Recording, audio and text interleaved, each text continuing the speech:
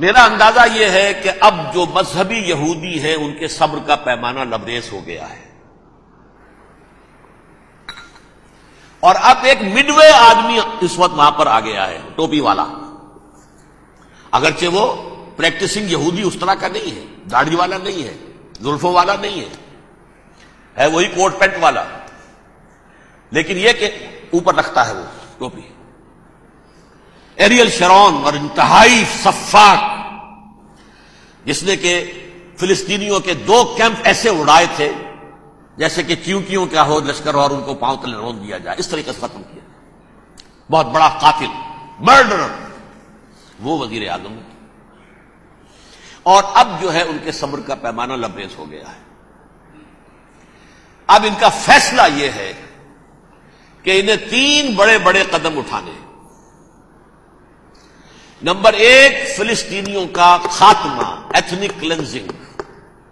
اگر یہ فلسطینی رہتے ہیں یہاں پر تو اگر 10 ہم ان کے ماریں گے تو 2-3 یہ ہمارے مار دیں گے، تو اسرائیلی کی جان تو بہت قیمتی ہے، یہ تو خیر 1000 بھی مر جائیں تو کوئی بات نہیں، یہ تو کیڑے مکوڑے ہیں، جینٹائلز ہیں، گوئمز ہیں، یہودی وہ مر گئے، لہذا ان کا ٹنٹا بکاؤ، اب ان کو ختم کرو۔ وہ اشتہار شاید آپ کے دنوں گزرا ہوگا جس میں میں نے یہ الفاظ لکھے ہیں کہ بوسنیا کی ایتھنک کلینزنگ جو ہے ماند پڑ جائے گی، اور جو کچھ ایتھنک کلینزنگ ہوئی تھی 500 برس قبل ہسپانیہ میں، اس کا نقشہ آپ دیکھیں گے دنیا میں۔ اس وقت کیا ہوا تھا؟ عربوں کو، مسلمانوں کو یا جلا دو، قتل کر دو، یا جہازوں میں ان کو ڈمپ کر ہوئے اور لے جا کر شمالی افریقہ کے ساحل کے اوپر اتار دو اور ڈمپ کر دو۔ ایک بچہ بھی نہیں رہنے دیا تھا ہسپانیہ میں۔ 1492 میں سقوط غرناطہ ہوا ہے، اور اس کے بعد 10 سال کے اندر اندر ایک ایک بچہ مسلمانوں کا ختم کر دیا۔ یہ ہے فیصلہ ان کا، اب بہت بڑا قدم وہ اٹھانے پر مجبور ہے۔ کب تک آپ رہیں گے؟ ہمارے لوگ مارتے ہیں، 16 نوجوان ہمارے مار دیے، لیکن آج گھر تھا اس میں ایک چلا گیا فلسطینی، بم اپنے جسم سے باندھ کر وہاں اڑا دیا، خود بھی اڑ گیا، 16 ان کے نوجوان اڑ گئے۔ لہذا یہ چیز ان کے لیے ناقابل برداشت ہے، ان کے صبر کا پیمانہ اب لبریز ہو رہا ہے۔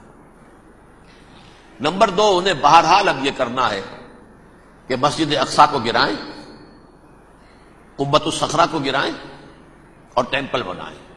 یہ انتفاضہ جو اب شروع ہوا 1 سال پہلے سے، یہ شیرون نے دورہ کیا تھا، مسجد اقصی میں گیا تھا، اور اس نے 3rd ٹیمپل کی تعمیر کے لیے ایک پتھر جو ہے بنیاد کا پتھر رکھنے کا ارادہ ظاہر کیا تھا، جس پر فلسطینی نوجوان اٹھے، وہ اینٹیں لے کر، روڑے لے کر، اور اس وقت سے یہ سلسلہ چل رہا ہے۔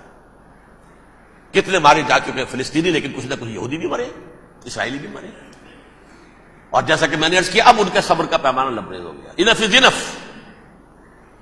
اب ہم اس معاملے کو ایک دفعہ جو ہے فائنلی ختم کر دیں اور اب بنائیں گے۔ لہذا اب جو ہے کئی ٹن وزن کے وہ جو پتھر تیار ہو کر آ کے رکھ دیے گئے ہیں کہ یہاں یہ بنیاد پڑنی ہے، اس کے اندر یہ پتھر لگے گا۔ نمبر 3، امریکہ کو الٹیمیٹم، تم اب اپنے ٹانگ درمیان میں مت لڑاؤ،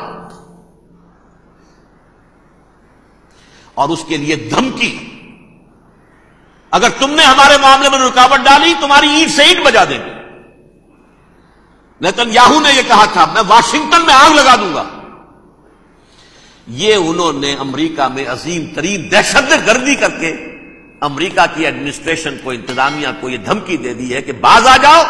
چنانچہ میں یہ بات کہہ کے پرسوں جمعے میں اپنی مسجد سے، مسجد دارالسلام سے نکلا، شام کو، اسی شام کو میں نے ایریل شیرون کی تقریر سن لی ٹی وی پر۔